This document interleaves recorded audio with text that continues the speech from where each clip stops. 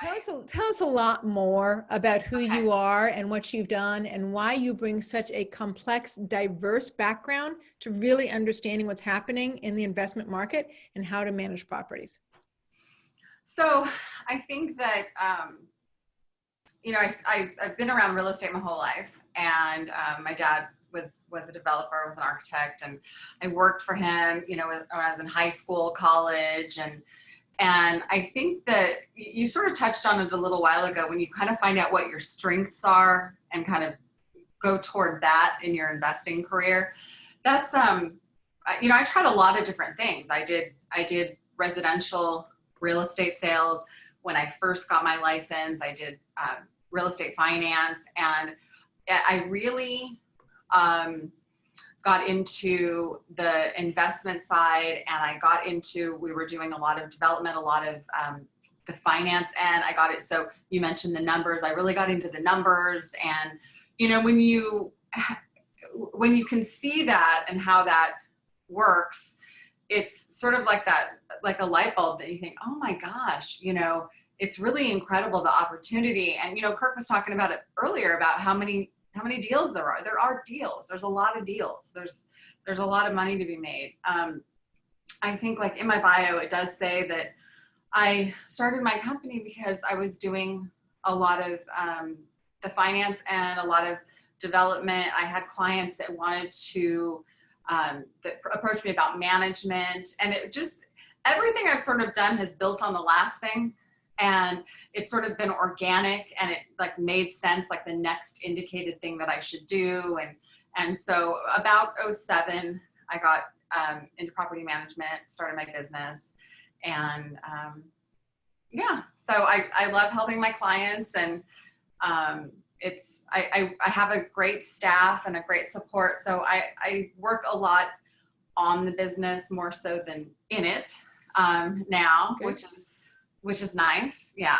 So, but I love helping my clients, and there's a lot of property management companies out there that suck, and they give us, yeah, they do. I work with a lot of them. So it's amazing the credit we get for just doing what we say we're going to do when we say we're going to do it, and follow through, and all of the things that you expect someone that you hire to do.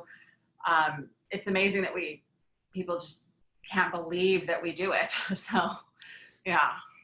No, so tell us a little bit, that's kind of leads into my next question, which is, your property management company and yourself. I talked about how your reputation is what brought you to my focus and to my attention to have at this meeting. What is it that you feel like that your company does that gives you that niche, that has you have that good reputation and gives you that particular market? And also, what do you specialize in, whether it's single doors or multifamily doors, and where are your properties located? So we do multifamily and single family, and we're probably right around 50-50 of our portfolio. Our office is located in Long Beach in the Bixby Knolls area, and we do all of Long Beach, the surrounding areas. There's a lot of cities around, Bellflower, whatever, and we do North Orange County. We don't really do South Orange County. We do North Orange County and the South Bay. And we've got a couple of sort of one-off houses around the, more outlying areas. But, once we get it leased up and we get a tenant in, we'll go a little further, because usually in the houses, the tenants, it's not as much as the turnover of an apartment building and that moving in and out and all of that. So, yeah. But you asked me another question, and I think you had asked me, what is it that makes you, what's the niche? Why is it that you guys have such a good reputation, and what do you feel like your niche is? Like I said, we do what we say we're going to do. When we say we're going to do it, we have a 24-hour maintenance line. We have a 24-hour leasing line. We're very accessible. Our whole team is very accessible to our clients, to our tenants. Things get fixed.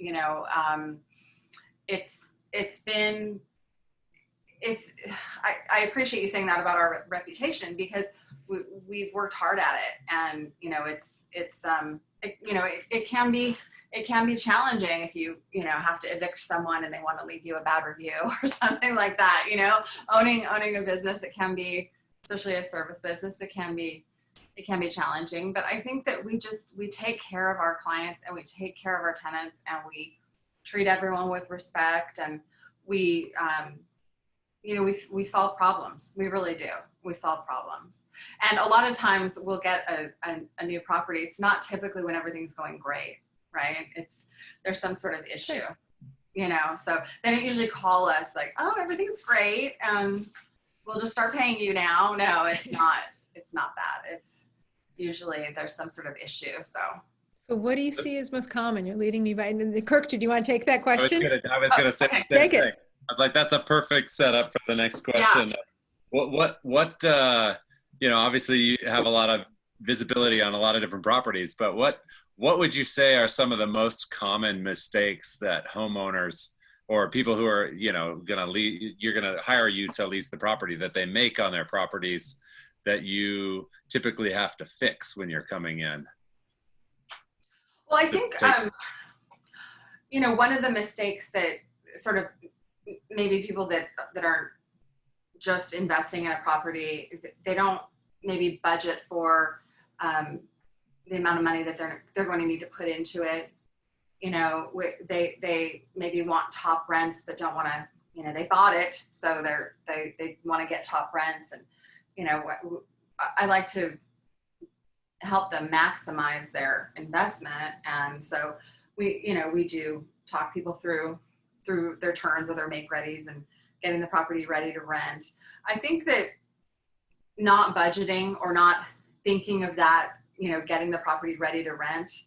I also think when people are self-managing, putting the wrong tenants in the property is a mistake that can cost you so much. Talk about the details of that. I have done that myself. Like I have put the wrong tenant in my property and seen the result of that. Talk about that for a minute.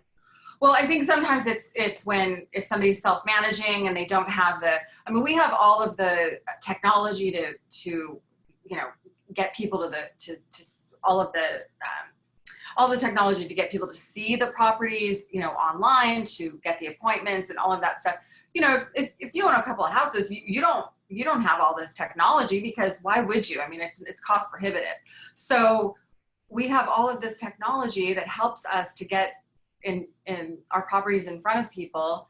I think sometimes people are just tired and they're just like, just put this guy in here. That's fine. Okay, good. I rented it.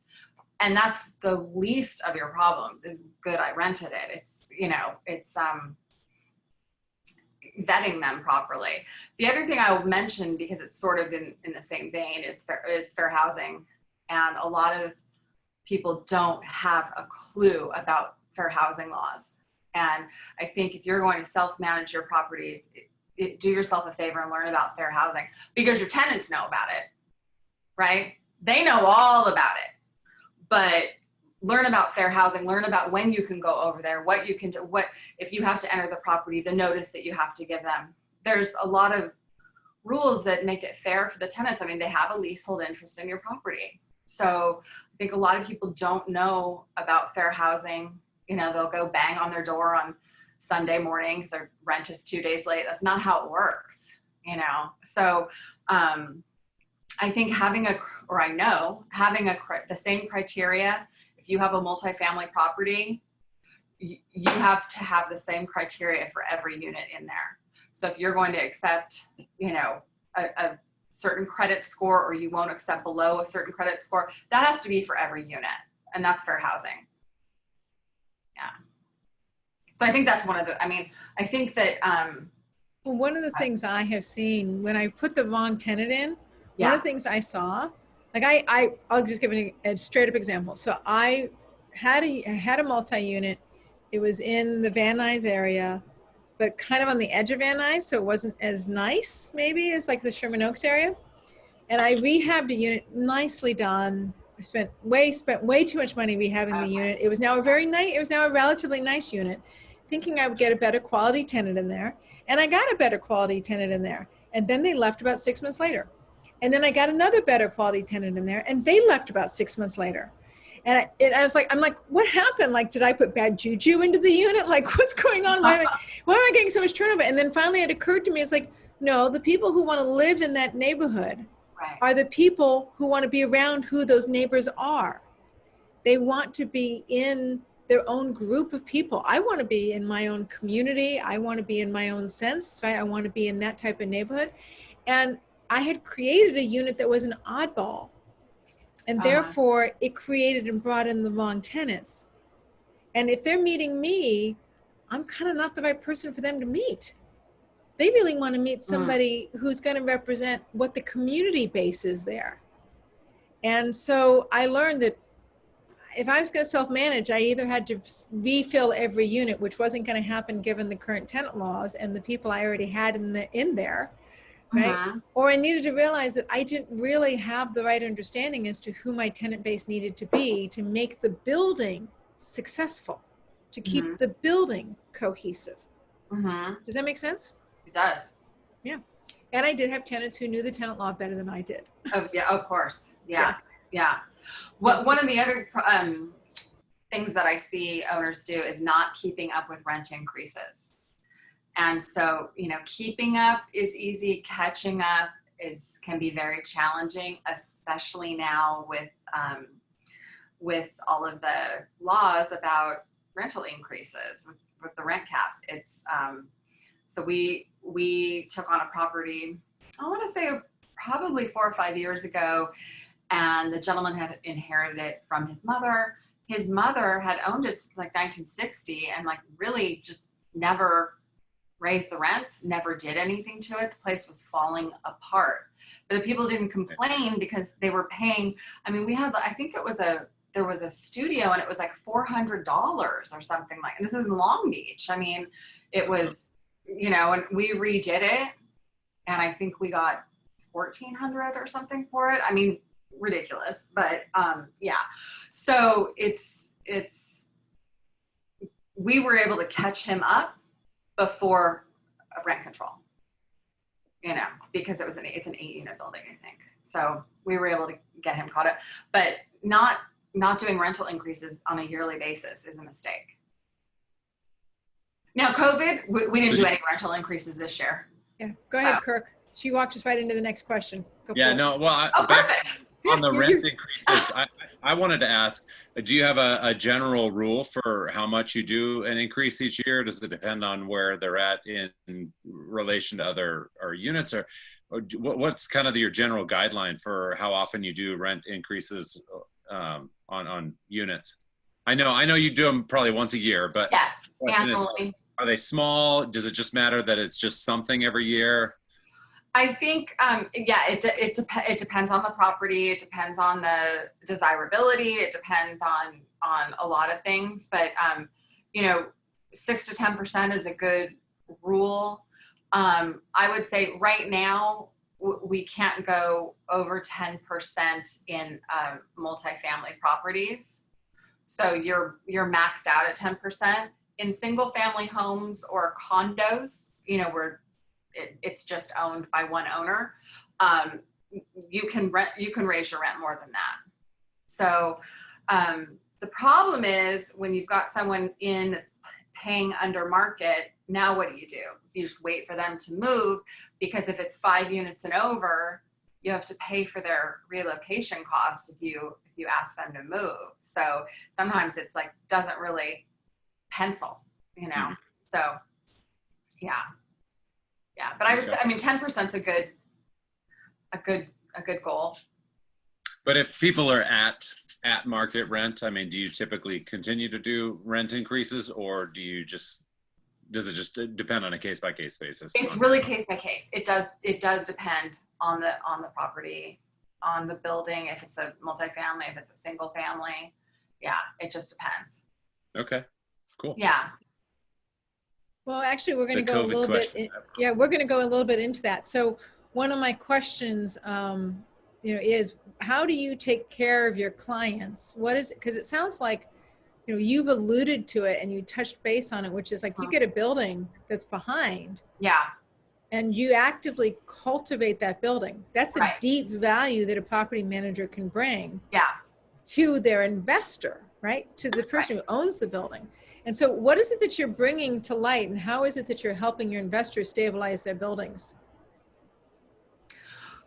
So I'll talk about multifamily, and then I'll talk about single family. So on a multifamily property, it depends on kind of what the state of the building is, how long the tenants have been there, and all of that kind of stuff. But let's say we take on a 6 unit, it's got a couple of vacancies.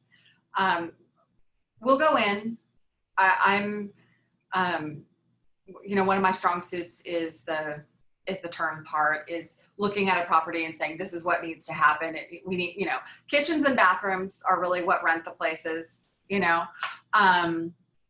So I'm one of my strengths is going in and figuring out how to maximize the property, and it depends on where it is. It depends, are we an oceanfront condo, or are we maybe a C- property? I mean, the tenants that are going to move into this building, do they care about the countertops? Do they, that kind of thing. So I think that our team, I have a team of people who work with us. Everybody kind of has their strengths, and I like to just go in with the owner and tell them what I think we should do to be able to maximize the rent. We're really available to our clients. We're very transparent. They get monthly reports. I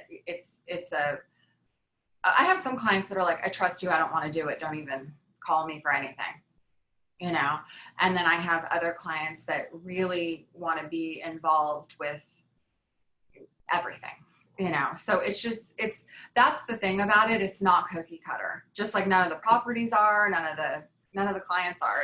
It's really, we sort of tailor it around what their comfort level is and what they want, what they need, Yeah. Well, but I think part of what, one of the things that in my experience of real estate, having owned real estate, multi-units and single families over the last several years and worked with different property management companies in different states, one of the things that I find is true of property management companies is that if they aren't an investor themselves, they often have a tendency to feel stuck between the investor and the tenant. Right. And they kind of don't quite know how to sort out their loyalty. Is their loyalty to the tenants that they've put in the units, mm-hmm. or is their loyalty to the investor that holds the building? And they don't, it's harder for them to work it out. But if you've been an investor, mm-hmm. right, and you've been in the financial side, then it's a little easier, I think, for somebody like you to be able to say, you know what? The type of tenant that likes living here, that wants to be integrated here, will look for this particular type of living environment, and this is how you can build this investment to meet that person's needs as an investor. Right. Does that make sense? Right. I'm just telling you my experience in having been with agents, with property managers. And mm-hmm. so I think that that's part of what you bring to the table is sort of, and that's what was described to me and the people I talked to about you, is that you kind of bring that capacity to look at it from the investors and the owner's side, right, versus from just the tenant side. Right. And I put a good tenant in there, and I don't want to hurt their feelings, or I don't want to make their life tough, so I'm not going to increase rents naturally, right? Mm-hmm. I'm going to let them fall behind. And it makes it harder. Like if I get a tenant that falls 3 or 4 months behind, it's very hard for them to catch up. Oh, it's very, very, very challenging. It's very challenging. And it's almost unfair to let them fall behind without talking to them about it, without being engaged in it, because they often can't catch up. And so they're setting themselves up, and they may not be aware of them setting themselves up. And I think when the expectations are very clear, you're renting this place, and if something breaks, we'll fix it. And if, to stay here, you have to give us money, So the roles are very clear. So I think sometimes, like you're saying, like people stuck in the middle, well, what's the right thing? What's the right thing for the tenant, and what's the right thing for the owner? And I don't think that they're necessarily mutually exclusive, Yeah. Not necessarily mutually exclusive. It just isn't always clear as to how to balance it, I think, sometimes. So I think right. Yeah. Yeah. So unless there's more you want to talk about on that particular topic, then is it okay if I switch topics a little bit? Sure. Whatever you want. So tell us about, I mean, rent control years ago to me, when I owned multi-units in the LA area, rent control to me was like, oh, well, there's, general LA rent control, but then there was like Santa Monica and Hollywood had specific like rent control guidelines. Now we have new rent control, and I want to not do the COVID, but the actual like statewide. So let's talk first about the statewide rent control, what that looked like, what changes it created, and what you've seen as in effect. So the statewide rent control, what it was in it, and how did it change the environment? So it doesn't affect if you own single family or a condo. It doesn't, if you're a one-off owner of a single family or a condo, it doesn't affect you. You can raise your rents. And so I think a lot of people are sort of confused about that. Also 5 units and above, it's definitely, who it's affected is the people that came in, bought a 4-unit, kicked everybody out, rehabbed it, and raised the rents, a lot. Those guys, that game, not a 4-unit, 5-unit and above. So yeah, so that I was going to say, I think that's a 5 units, 6 units, 7 units, the little ones that people like to buy, the mom and pops who want to get in there. Yeah. Right? Silver Lake is a really good example. Hollywood's a really good example where you'll take something and you'll take a 4-plex and you'll go, oh, let's, or 5-plex and right. Go ahead. So continue. now the before the rent control, people could do that. You could just give somebody a 60-day for no reason. They had to go. Now you have to, if you don't have cause and you want them out, and you give them, and they're not in a lease, obviously, you give them a 60-day. You have to pay the relocation costs, which is it's based on the current rent, and I'll have to ask my office what the specifics are, but it's pretty pricey. It doesn't a lot of times does not make sense, because then you're going to go in and put money in it, and then you're going to raise the rent. But when are you making all that money back? It sometimes doesn't make sense. So that's who I've seen it really affect, because I have a few clients that's sort of their business model, was buying the 5, 6, 7, 8 unit buildings, kicking everyone out, rehabbing them. Yeah. So, I understand that to be 1 month's rent that you have to pay them. I didn't hear you. I'm sorry. I said, I understand it to be that you have to pay them 1 month rent if you kick them out without cause. Yeah, but I think it could be more, because I know there was somebody and their rent was like $2,200 and the negotiation was like $3,800. I'll have to ask my office. I don't really remember, but yeah, it can be pricey depending on the rent, I think there's also people who have special needs, or people who have been there particular periods of time. There was some gradients in there. So it wasn't just everybody. But I know, Lynn, that you have a unit, and that's what you're talking about. Right. Is you're talking about what you ran into. Is that what happened to you, Lynn? No, I was aware I had a new tenant. I have a place in Orange County that was a condo that was never under rent control, and I had to sign all these disclosures when I leased to him this year, and I was flabbergasted to see what the new rules were, because I was asking about it, and I didn't even know that they had been implemented. But my understanding was that if I wanted him to leave without cause, that I had to pay a month's rent. Okay. Is that a single family, or is that a Condo.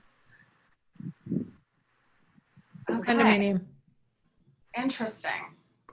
Yeah. So I have a question on a nuanced thing. You said single families are not under the rent control, right. But what about a single family that has an ADU put onto it? Because it's technically multifamily at that point. Well, it's only 2 units, and then a lot of times, there's different rules. If you have a duplex and you live in 1 unit, there's different rules because it's your personal home. But yeah, so I'm curious about Lynn's condo, just because the disclosures that we have to sign when we put someone in a property is basically, if it's a single family or a condo, it's, this is not under rent control, basically letting them know we can raise your rent, we can't, that kind of thing. But Unless my broker gave me the wrong paperwork, but I was really upset about it because I said, "What the hell is this?" Yeah, Because I hadn't. I'm very curious about for 23 years. What the Yeah. hell is this? Yeah. You know. And Lynn, if you want to put or I'm going to put my email if you want to email me, and I can send you what I know about it. Okay, that would be awesome. Yeah, because we have a couple of different forms that we have to put with a lease depending on the property type. And yeah, that, you know, obviously if they're in a lease, you're not giving them a 60-day notice unless they're, you know, doing something, unless there's cause, right? But you're not giving them a 60-day notice if they're in a lease anyway. So, yeah, I'm curious as to what they gave you, and I'm happy to send you what we have. Thank you. Absolutely. I'll put my email in the chat in case. Yeah, I'll put mine in there. Questions. Okay. Perfect. So also in that, when they passed the California statewide, there's the relocation fees. Lynn just put her email in the chat. Great. There's location fees, but also wasn't there a restriction on rental increases? So it only applies to 5 units and above. Yes. Right. There's the relocation fees, but and the at cause, but wasn't there also a limit on how much you could increase rents? And was there a limit on how much you could increase rents once a unit became empty? There was no limit, right? Okay, they didn't put that one in, but they did put in an increase on increased rent. So talk about that. Yes. And it's 10%. So you think, I mean, that's livable. It's not 3%, right? So statewide, but I will say, if you're in, I don't know what rent control is now in Santa Monica, but let's pretend it's 3%. So they can still keep their 3% rent control, even though statewide it says 10%. The city sort of trumps that, you know. Somebody just said only 8% in Riverside. Interesting. Okay. So did you notice immediately any changes, like in the multi-unit market or in your tenants, in your owners? What did you find was either the reaction or the real world reality of what this passing created? The rent control? Yeah. I didn't see, except for the people that were doing a lot of, you know, coming in, buying a 5-unit, kicking everyone out, you know, redoing everything and then raising the rents a lot. Besides them, I haven't really seen a big problem, you know. Yeah. Yeah. And did you find that were landlords saying, hey, you know what, I'm selling, I'm done, I don't like this California environment anymore? I mean, that's the type of stuff I was hearing, but then did they actually sell? Was my question. Right, I know. Right? I think a lot of people say that, right? Yeah. Yeah, you can't beat the upside. So I think we had a handful of people. I mean, like I said, like any of the brokerage deals I do are usually from my management company. So we had a handful of people. I don't think specifically just because of rent control, but we had a handful of people sell this year and just, you know, take it out of state. Definitely. I don't think it was just rent control, but yeah, I've had more people have to make decisions because of COVID and because of, you know, tenants not paying. So that's been a lot more difficult. Again, a perfect segue. That's right. Take it, Craig. I love it. Kirk, take it, Craig, Kirk. whatever my name is. So I'm looking at the list of people who RSVP'd for the I Survived Real Estate, and I'm trying to sort that out while we're doing the interview process. So you take it over It's so I all can right. sort that out. I kind of look like a Craig. Go for it. It's all good. It's all good. I'll respond to whatever you call me. It's okay. So with COVID, can you kind of share with us your thoughts with the moratorium? Can you explain what's happened for people who don't know what's happened as far as people not necessarily having to make their payments, and then how that's impacted the ability to collect rents? And Yes. what maybe percentage of people you think have not paid rents? That would be great to know. On that question, I think, I mean, for us throughout our portfolio, it's a pretty low percentage of people that haven't paid. So, and at the very beginning this evening, I heard a couple people say that they're getting paid still. So, on their investment properties. So, it's for us, a fairly low percentage. I did speak, we have a couple of attorneys, law firms on retainer that are eviction attorneys. And I spoke to one this week, and they sent me sort of the updated rules. And it is crazy because it's changing so often and so much. And you're waiting for instance, they, we're in Long Beach. The court was supposed to open in September for sending out summons. And so basically what a summons does is if we've started the eviction process and the sheriff sends out the court sends out a summons, we can get the sheriff to do a lockout at the house. So without the summons, you can't get the sheriff to go there, you can't get a lockout. And so there are people, I have a house that we were managing, and the people stopped paying rent, and it wasn't COVID related. The people that had initially lived there, they, without telling us, of course, moved some other people in. They moved out. These people are moving their squatter friends. They're like, oh, hey, we all have a free place to live, because they can't get rid of us. And so we were waiting. They were supposed to send out the summons. The court was in September. No, they didn't do it in September. We heard October, like around the 5th. They didn't do it. I just spoke to them, and they said, we're just still waiting for the court. So it's a lot of waiting. And if you've got those people that are taking advantage, they're still taking an advantage. It's really, really sad. I think these, the rules that are out are so for the tenants. And look, I'm all for helping people, but it's just ridiculous how skewed it is for the tenants.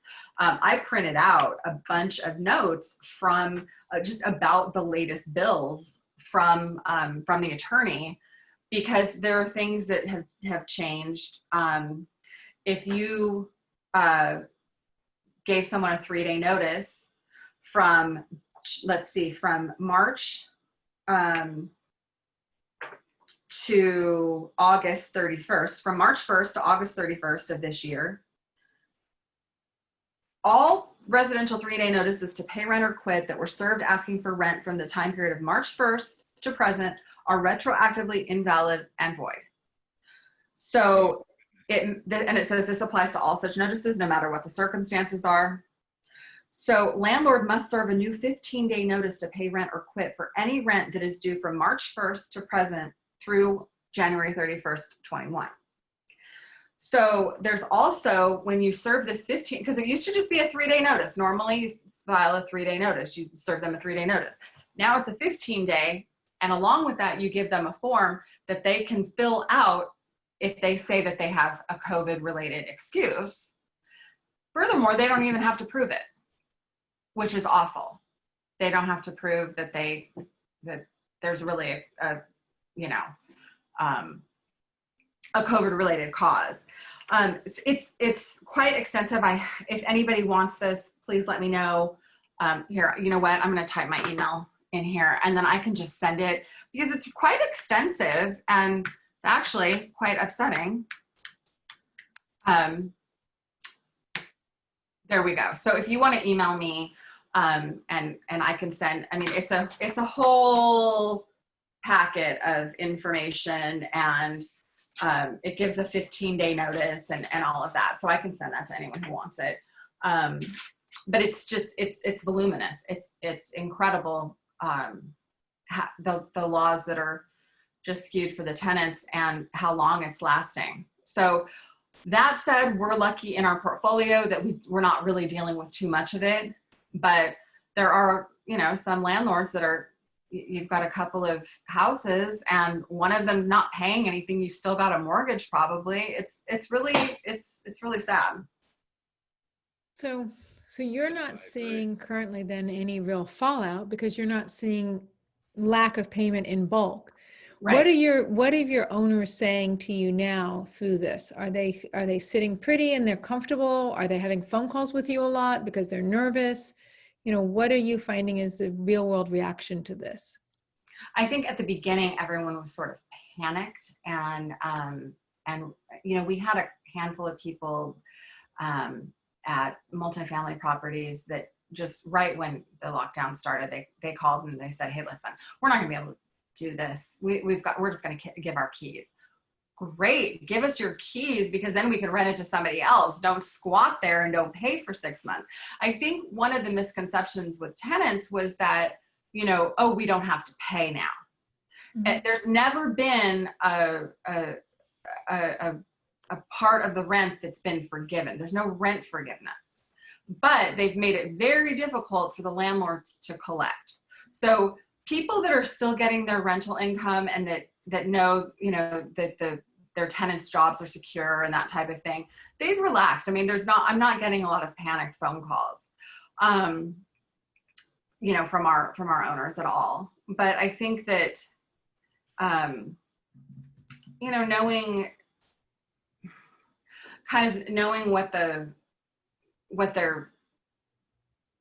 we don't have a lot on our side if they don't pay, you know, so that there's some fear there, but I think for the most part, no. I mean, people I think at the beginning, just like I was saying before, everybody was so panicked just in general, you know. I mean, everyone was buying all the toilet paper and all that kind of stuff, you know, everybody's freaked out. But I think now we're like living in it and with it and all of that.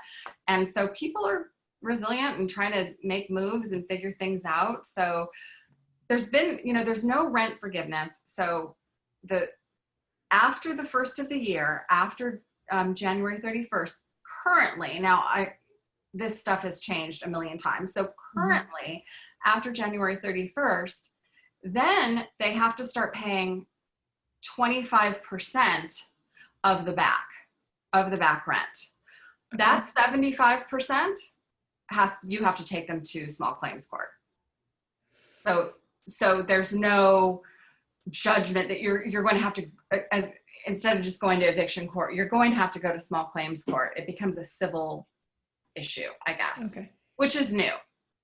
Yeah, I was going to say, explain that to me. So if they're required to pay back 25% of their back rent, let's say they haven't paid rent for 6 months. Right. They pay $1,000 a month in rent. That's $6,000 that they owe. They now need to pay 25% of that. Right. I should have picked easier numbers to divide by 25, but somebody gets, it's somewhere in, 1,500, right? I'm guessing it's somewhere around 1,500, 25% is somewhere around 1,500. Right. So I'm guessing then that they have to pay the 1,500. Otherwise you can evict them for non-payment. Right. Yeah. So I guess the big burning question is, have you had anybody try to pay with toilet paper during the COVID crisis? No, I'm just kidding. Julie had a question a little bit back when we were talking about rent increases that I wanted to bring up. Yeah. She said that she's got a place in Redondo Beach that tenants had said they're going to have some trouble paying. Okay. So what she ended up doing was reducing the rent by 10%. And she wanted to know, do you recommend keeping the rent as it is or raising it back to market rent the next year? I would raise it back. And of course, depending, you know, I mean, I think it's just like, it's unprecedented, you know, what we're going through. So, and I also think I would ask them what their kind of job security is. I mean, obviously when they moved in, they could afford it. So what changed? I mean, it was kind of you to lower it. We didn't lower anyone's rent. We just didn't do rent increases this year. So, but I would definitely go back up, you know, when whatever this is over or things appear a little more normal, or you think that you want to make sure. And I guess I should ask you if you told them it was going down for a certain amount of time, just if you're clear and they, and give them the opportunity. I mean, I just hate to think of them taking advantage and saying, oh, we can't pay it, we're going to move, and kind of saying that to you. I'm a firm believer in market rent, and somebody will pay it. Of course, you don't want to be out a tenant and then have to do a make ready. So, that's one of the biggest expenses is getting things ready to rent. So, but I would definitely, I'm hopeful that you told them it was for a certain amount of time, but if not, I would definitely, raise it back as when you can. I think now is not a good time. I think things are too chaotic, so if you can hang on, I would wait.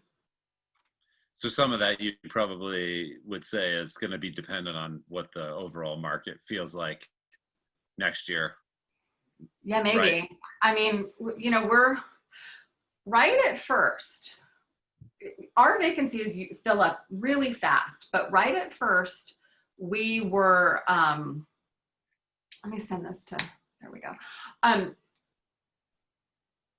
We were surprised that, well, I guess we shouldn't have been, but we're so used to things filling up so quickly that right at first, it's like for about a month and a half, I'd say about 6 weeks, nobody wanted to move, and people didn't know, am I going to have a job? Or, we had a couple of places rented up. I think we had maybe like 4 vacancies that were rented up, and the people came to us and said, we can't do it. I'm a bartender, and, my girlfriend's a waitress, and, we've been affected by this. And so, so we can't pull the trigger. We can't sign the lease. So,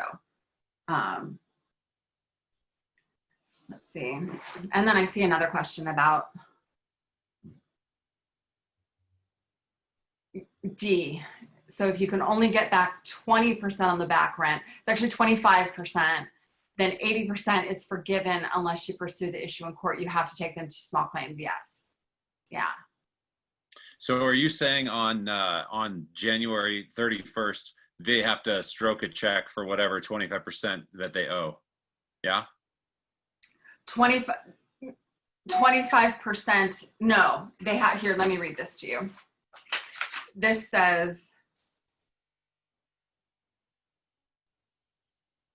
I believe the legislation that covers all that is the new Assembly Bill 3088. That's exactly right. It's available. 3088, yeah. Yeah, it's available on the state's website. There's all the language. Yes. But it's not that, even if you can get a judgment, the case is sealed. So it will not go against someone's record that you can see that it was an eviction or what have you. Right. So it'll be private, which it's kind of here nor there. You know what I mean? They're making it just very, very difficult position for owners right now. Completely. That's completely right. And I think that it keeps changing. Like I was saying, we're waiting for a summons on something, but there's a backlog. And I think one of the questions Christina had said she wanted to ask me was something about like, what's the fallout? Well, one of the things is the backlog of eviction cases that, are going to be waiting to be seen or already are waiting to be seen. That was going to be my question is. Yeah. Exactly. So how is this going to unravel? Right. So we're going to see a backlog of eviction cases of people who haven't paid. We're going to see people who are going to owe money, at least 25%, however that needs to be paid out. Right. Probably can't pen a check for that amount, whether that's January 1st or whether it has to be later. Right. What is the unraveling going to look like for those people who have, like, those few clients that you have where tenants are not paying rent? So the one that I was talking about where the people that brought in their like squatter friends and we just can't get them out. The owner of that property, that was his home that he lived in. He got married and moved out of the country. And he was, once they stopped paying rent, he said, you have to sell it for me. I have to get rid of it, And so there's some of that, Okay. there's definitely some of that. So, Okay. and that's a single family home.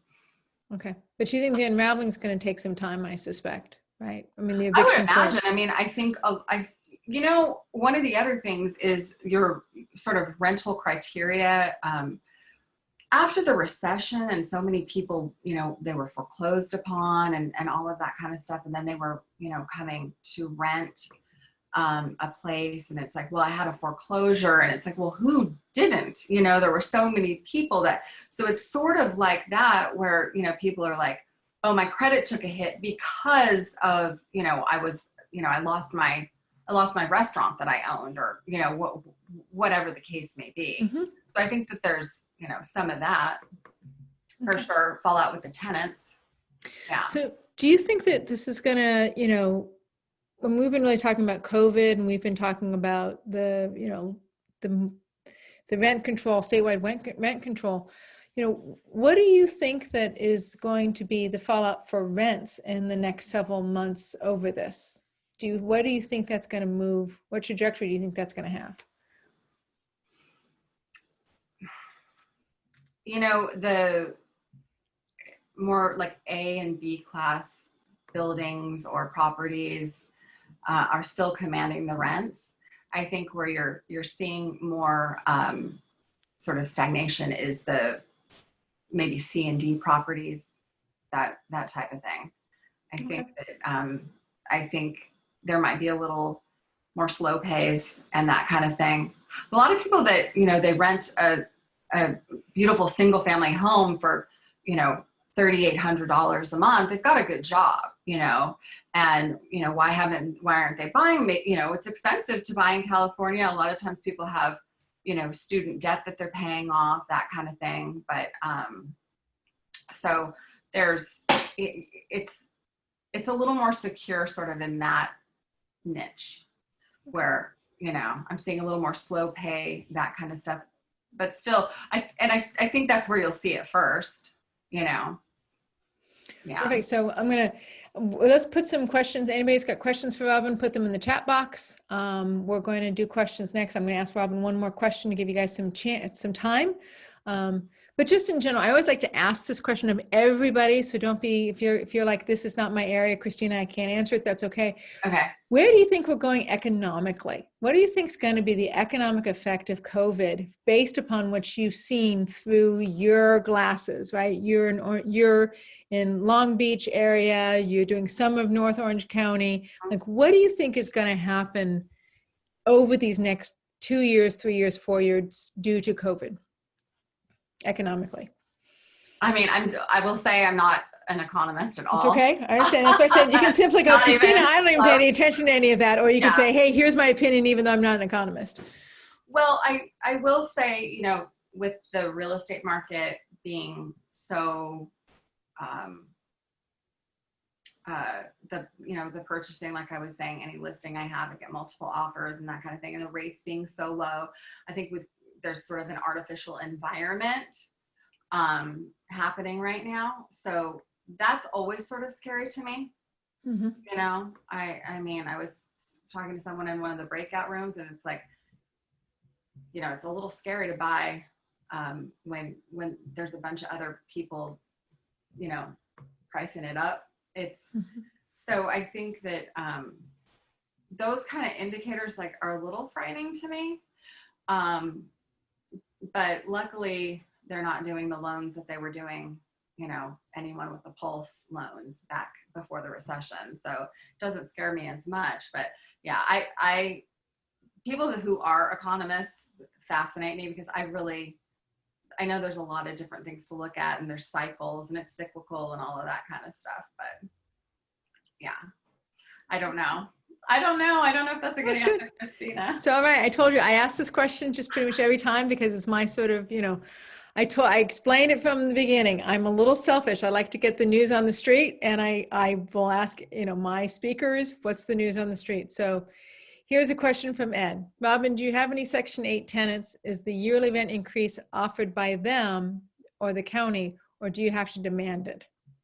So Robin, do you have any Section 8 tenants? And is the yearly rent increase offered to, do you give them yearly rent increases, or does the county require it? And how do you have to demand it? I'm trying to make sense of the question. He wrote it in, it's a good question. So yeah, so so the county does not. So Section 8 is supported by, right, by the government. Yes. And I believe it's not supported by the county though, right? It's supported by the state. It's state. Right. And oh, interesting. Somebody says Riverside County Section 8. Andy says has stopped looking at renewal contracts at all. Well, that's interesting. So when we do a rent increase, I mean, you do go to Section 8, and you know that's you request the rent increase from Section 8. Right. That we do have Section 8 tenants. We don't have a ton. There is someone in my office who is an expert at it. So if you want, I put my email in here. Who asked that question? Ed, if you want to email me, I can put you in touch with Dana in my office. She's an expert at Section 8. Okay. Yeah. So one of the other things that I thought was interesting, there's a lot of comments in here, you know, courts are soul sucking, I thought was a good one. Just because courts can be really difficult. Let me ask you this question though. Why would anyone build a new apartment building in California? What do you think about that? Would people continue to build new apartment buildings in California given the controls we have? I guess supply and demand. I guess they have a demand for them, or I think that there's a reason for it. Okay. I don't know. I mean, I wouldn't be doing it right now. You know what I mean? Yeah, no, that's okay. You can answer that way, which is like, no, I wouldn't do that right now. Right. But I mean, remember, so I live in Long Beach and the downtown area, that you should see the amount of apartment buildings going up. It's unbelievable. And I think, who are all these people that are going to pay all this rent? But they're there. Right. There's the demand for it. So yeah, but I will say, back when I was doing commercial real estate loans, I was in development, and there was a lot of development going on in like downtown San Diego. And it went really sideways after like the recession. I mean, it was like, there was a lot of stuff that just sat there vacant, Yeah. Can I bump in for just a second? Sure, John. Hey, I know a developer who's building somebody I know very well, and his things are selling. Yeah. And they aren't C and D. They are A and B. I'm sure. Yeah. Yeah. Right. Yeah. And they're selling. Yeah. He keeps just building.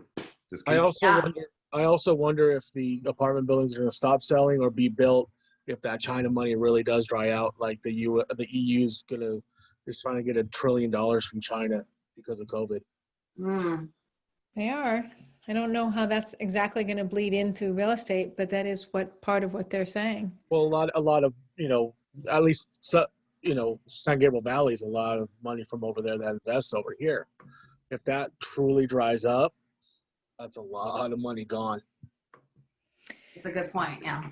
And it should, honestly, the way that China is now controlling their capacity for their citizens to export money, they've become particularly tight about it ever since COVID. So I think that's going to be a natural reaction. The $1 trillion alone, I don't think it's the $1 trillion, which may or may not ever be paid to the U.S. I don't know that that's truly going to be affecting the market more than. That was the EU. The U.S. hasn't put theirs out there yet.